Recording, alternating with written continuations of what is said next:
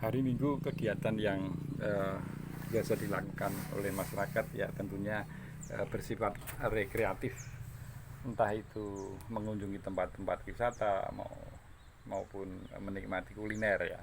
Kalau meminjam lagunya Bang Oma Irama itu ya, bagi mereka yang punya uang makan-makan di restoran, bagi yang tidak punya uang silakan nongkrong di pinggir sawah, kurang lebih kalau dimodifikasi uh, semacam itu. Nah, itu yang membedakan dua kegiatan antara makan di restoran dengan nongkrong di pinggir jalan itu adalah uh, seberapa banyak rupiah ada di kantong. Nah, salah satu simbol dari rupiah itu adalah ini masih masih berlaku dan meskipun mulai jarang itu koin ini 200 rupiah ya, 200 rupiah. Nah, ini fenomena koin 200 rupiah maupun 100 rupiah itu sebetulnya boleh dikatakan antara ada dan tiada ya. Ada ya, kenyataannya ada, tiada karena sebetulnya masyarakat sudah enggan untuk memegang kekayaan dalam bentuk koin 200 rupiah ya.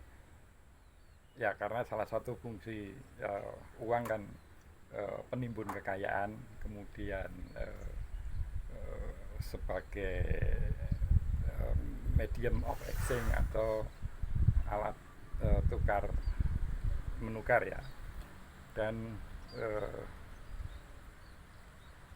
mengukur nilai itu fungsi dari uang. Nah, ada dua cerita yang itu juga menunjukkan uh, dua kelas yang berbeda antara ini kisah yang bukan kisah fiktif, kisah saya dengar langsung dari seorang juru parkir di lapangan di alun-alun Karanganyar, kota Karanganyar, Surakarta ya. Mungkin jaraknya sekitar 40 kilo dari tempat saya duduk ini.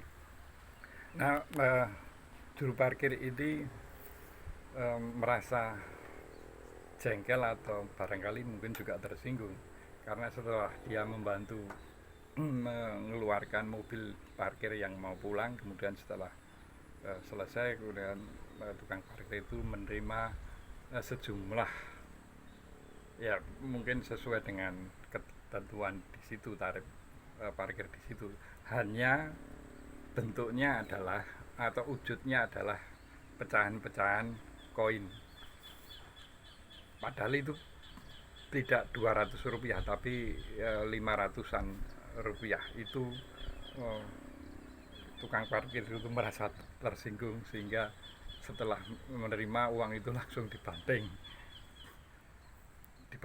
tanpa sepengetahuan si pengendara mobil. Dia merasa bahwa dia tidak dihargai eh, oleh orang yang membawa mobil hanya karena dia seorang tukang parkir. Itu perasaan yang ya boleh jadi berlebihan karena boleh jadi yang memberi uang itu juga tidak bermaksud untuk uh, menghina atau melecehkan.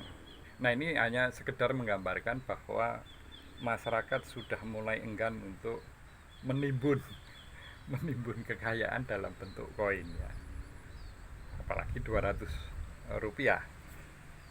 Nah, sekedar ilustrasi yang kontras, misalnya ini juga bukan cerita fiktif, seorang yang melahirkan di sebuah rumah sakit di Jakarta kemudian mendatangkan langsung chef restoran Jepang dengan menu omakase, cuma nggak tahu harganya berapa, anggap saja misalnya 2 juta ya. Nah, 2 juta itu sebetulnya identik atau sama dengan koin 200 ini sebanyak 10.000 keping ya. Jadi bisa kita bayangkan kalau misalnya eh, tas branded pemilik orang yang sedang eh, melahirkan. Di tas brandednya itu berisi 10.000 keping eh, uang 200 rupiah untuk membayar menu omakase. Seandainya itu harganya 2 juta, karena mendatangkan chef itu kemungkinan kok lebih dari 2 juta ya. Nah ini padahal kalau kalau berdasarkan Undang-Undang nomor 7 tahun 2011 itu menyebutkan bahwa setiap warga negara wajib tunduk, patuh, dan bangga untuk bertransaksi menggunakan rupiah sebagai salah satu simbol kedaulatan negara kesatuan Republik Indonesia. Kurang lebih seperti itu redaksinya. Mohon maaf kalau keliru, dikoreksi sedikit. Intinya Erina harus tunduk patuh dan bangga menggunakan rupiah, baik itu menggunakan lembaran 100 ribuan maupun kepingan 200 rupiah, asal jumlahnya sesuai dengan apa yang diminta oleh penjual omakase tentunya. Nah ini dua cerita itu jelas menunjukkan dua kelas yang berbeda.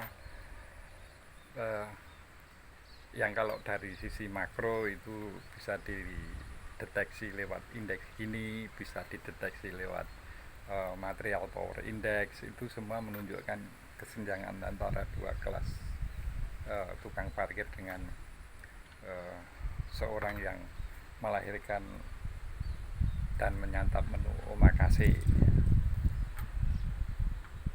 Dan itu dipisahkan oleh jumlah koin ini yang dikuasai oleh kedua belah pihak. Itu yang kemudian kalau dalam angka statistik muncul indeks ini, muncul material power index, itu yang menggambarkan kesenjangan. Dan kesenjangan di Indonesia itu termasuk yang sedang akan diperjuangkan oleh Mr. Prabowo. Jadi ngomong politik lagi.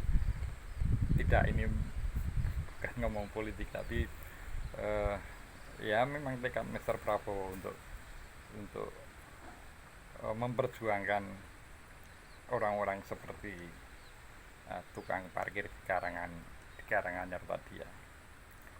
Salam konstitusi.